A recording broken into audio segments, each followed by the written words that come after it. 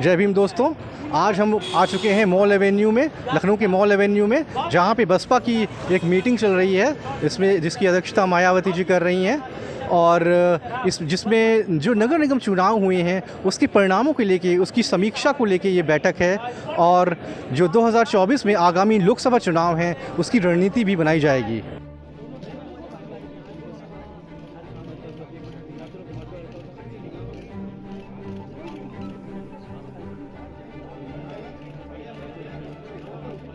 हमारे साथ एक वरिष्ठ पत्रकार हैं सैयद कासम जी, जो कि पिछले करीब 40 सालों से पत्रकारिता कर रहे हैं और इन बसपा को काफ़ी लंबा इन्होंने ऑब्ज़र्व किया है। 90 के दशक से ये लगातार बसपा को ट्रैक कर रहे हैं। और आइए जानते हैं कि बसपा के इस दौर में क्या मुसीबतें हैं, क्या चैलेंजेस हैं बसपा के साथ, और क्या अपॉर्चुनिटीज़ हैं, और क्या किस तरह से बसपा आगे बढ़ सकती है। जय भीम सर। जय भीम, जय भीम। सर, ये हम देख रहे हैं कि जो है बसपा जब से काशीराम जी का जो है निधन हुआ उसके बाद बसपा उतार चढ़ाव के दौर से गुजर रही है। लेकिन अभी पिछले कुछ सालों से थोड़ा सा जो है वो आ गया है कि जो स्टैग्नेशन टाइप का आ गया है, तो उसके बारे में आपका क्या कहना है? देखिए प्रतीक जी, बहुत बहुत शुक्रिया आपका मुझसे बात करने के लिए। देखिए मेरा अपना जहाँ आकलन है कि बहुजन समाज पार्टी को आप देखिए 2002 के बाद उसका डाउनफॉल शुरू होता है और सरकार तो बन जाती है एक बार, लेकिन 2002 तक बसपा जो थी वो मूवमेंट पे थी, सिस्टम पे थी, बसपा कैडर पे थी।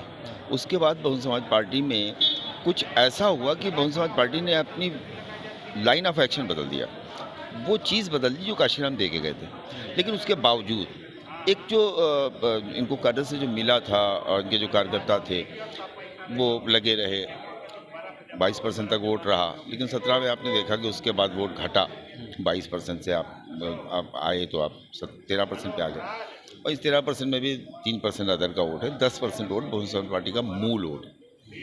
घटने का कारण जो मैं देखता हूँ, देखिए मेरा अपना हमेशा से कहना है एक बात कि बहुजन समाज पार्टी को अगर खतरा किसी से है तो वो बहुजन समाज पार्टी से। मायावती को अगर खतरा किसी से है तो सिर्फ मायावती से। मायावती को कोई दूसरा नुकसान नहीं पहुंचा सकता। मायावती को आप देखिए, क्या कहते हैं, राजभर जो है वो प्रधानमंत्री बनाना चाहते हैं, मायावती इस पर कोई प्रतिक्रिया नहीं देती। मायावती को पूरे देश का हर नेता अपने साथ लाना चाहता है, मायावती को प्रतिक्रिया नहीं देती। और मायावती का जो एक ये जो कोऑर्डिनेटर सिस्टम है, कोऑर्डिनेटर पहले भी होते थे, लेकिन पहले कोऑर्डिनेटर ज़िले में एक होता था। अब जो है एक एक मंडल में 6 से 8 कोऑर्डिनेटर होते हैं। इनके बीच में आपस की जो खींचतान है, टारगेट को पूरा करना, मेंटेनेंस को पूरा करना, किताबों का मामला करना, उसमें एक दूसरे को इतना खींचते हैं कि इनके पास बूथ बनाने का समय ही नहीं होता। पहले मैंने एक चीज़ देखी थी कि पहले जो रिज़र्व सीटें होती थी उस पर किसी तरह का कोई मेंटेनेंस या कोई बात नहीं होती थी। अब रिज़र्व सीटों पे भी वही चीज़ें लागू हैं। पहले ज़िले के पदाधिकारियों से कभी रसीदें नहीं कटती थी, अब ज़िलाध्यक्ष भी रहमो करम पे हो गया है कोऑर्डिनेटर्स के, और ये चीज़ बहुजन समाज पार्टी को बड़ी नुकसान कर रही है। मेरा अपना हमेशा से कहना है कि बसपा का नुकसान सिर्फ बसपा कर सकती है, दूसरी पार्टी बसपा का नुकसान नहीं कर सकती। सर, अभी जैसे देखा गया था कि जो है बसपा ने ज़्यादा जो 17 में से 11 मेयर्स की जो सीटें वो मुसलमानों को दी थी, और जिसका वो सोच रहे थे कि उनको फ़ायदा होगा। हालांकि हमने देखा भी सहारनपुर और आगरा में काफ़ी अच्छी फ़ाइट की बसपा ने और भाजपा को बहुत कड़ी टक्कर दी, लेकिन फिर भी बसपा जो है उन सीटें हार गई। हाँ, लेकिन क्या आप सोचते हैं कि जो है हारने के बावजूद जो है बसपा मुसलमानों को कुछ हद तक अपने पास खींचने में सफल रही है? पहली बात तो मैं ये आपको बता दूं कि बसपा ने टिकट दिए नहीं, मुसलमानों ने टिकट लिए। चूँकि मेयर और नगरपालिका के चुनाव में इस बार बहुजन समाज पार्टी को कैंडिडेट नहीं मिल रहे थे, तो जहाँ जो मिल गया वहाँ उसे दे दिया। ये लखनऊ जैसी सीट पे अगर बसपा देती तो किसी खटिक को देती, सामान सीट थी, खटिक महिला बहुत अच्छा लड़ती, लेकिन चूँकि सर्वर इनका पुराना लड़ा हुआ विधानसभा था, उसकी नेटवर्किंग थी और वो शौकीन है कि मुझे चुनाव लड़ना है, सर्वर को टिकट दे दिया। इसी तरह शाहजहाँपुर में आप देखिए, शाहजहाँपुर में मुस्लिम ने मांगा, वहाँ दे दिया। इसी तरह टिकट जो दिया वो सहारनपुर का दिया। मुस्लिम की गाज़ियाबाद में भी यही हुआ।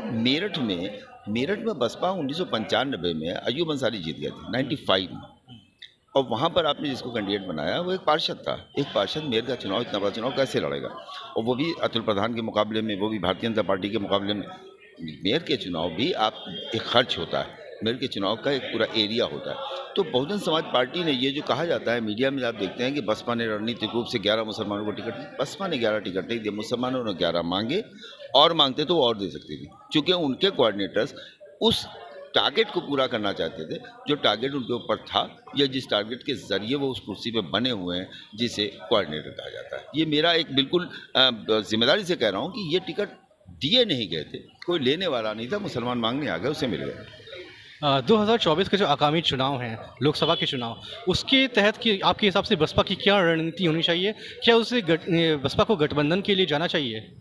देखिए, पहली चीज़ तो मेरे अपना जो असेसमेंट है कि उत्तर प्रदेश में कोई भी गठबंधन बिना कांग्रेस के अगर बनता है तो उसको मुस्लिम वोट नहीं मिलेगा, पहली चीज़।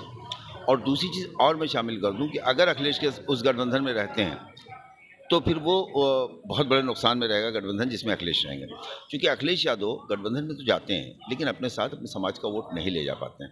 उनके समाज का वोट लोकसभा में भारतीय जनता पार्टी को वोट करता रहा है जब से मोदी का उदय हुआ है। और वर्तमान में देखिए आप, फर्रुखाबाद से लेके और उस बेल्ट में तमाम बड़े यादव लीडर्स जो हैं उन्होंने सपा छोड़ दी, भारतीय जनता पार्टी में चले गए।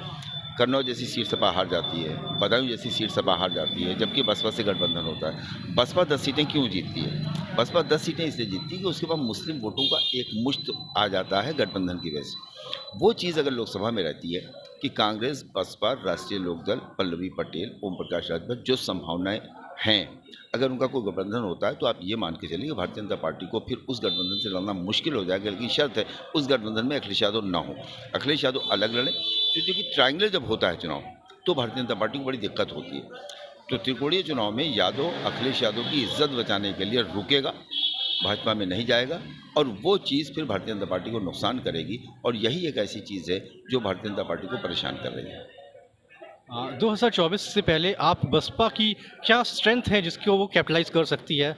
आपको अभी कुछ ऐसी स्ट्रेंथ नज़र आ रही है कि जिस पे वो और काम करे तो काफ़ी अच्छा कर सकती है? बसपा की स्ट्रेंथ जो है सिर्फ उसका जाटो मतदाता है, और बसपा की स्ट्रेंथ आप जैसे वो लोग हैं जो बसपा को मानते हैं कि दूसरी पार्टियां कोई भी बने, वो अभी इस पोजीशन में नहीं आती हैं कि जो 85 की पूरी जो उनकी उम्मीदें हैं उस पर खरी उतर सके। तो आप जैसे लोग भी उसकी स्ट्रेंथ हैं। और ये मैं मानता हूं कि ये जो मीडिया है जो आप जैसे लोग चला रहे हैं, इस मीडिया ने बहुजन समाज पार्टी को बहुत कुछ दिया है। वो बसपा को लगे या ना लगे, लेकिन आपके ज़रिए उसे बहुत कुछ ऐसा मिला है, क्योंकि इस दौर में बसपा अगर कहीं टिकी हुई है, मीडिया में नज़र आ रही है, तो उसमें आप लोगों की भूमिका बड़ी अहम है। मैं ये मानता हूँ कि बहुजन समाज पार्टी 2024 में उसकी जो ताकत है, उसका अपना वोट है, और वो ट्रांसफरेबल वोट है। दूसरी किसी पार्टी के पास ट्रांसफरेबल वोट नहीं है, और ये ट्रांसफरेबल वोट ही बहुजन समाज पार्टी को 24 में बहुत कुछ देने का काम करेगी। धन्यवाद सैयद कासिम जी। दमूक नायक से बात करने के लिए आपका बहुत बहुत शुक्रिया। बहुत शुक्रिया आपका।